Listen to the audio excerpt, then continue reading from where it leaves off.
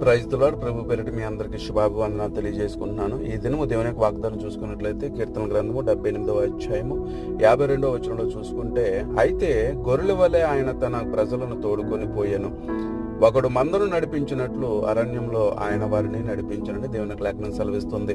అయితే దేవుడు తన ప్రజల్ని నడిపించే విషయంలో ఒక పోలికను చూపించాడు. ఎలా అంటే, గొర్రెలు కాసుకుంటున్నటువంటి కాపరి ఎలాగైతే తన యొక్క గొర్రెలను ఒక గమ్యానికి తీసుకుని వెళ్ళడానికి ప్రయత్నం చేస్తూ ఉంటాడో, ఆ గొర్రెలను మింగివేయాలని సింహాల నుంచి గాని, తోడేళ్ళ నుంచి గాని, ఎలుగుబంటుల నుంచి గాని, గుంట నక్కల నుంచి గాని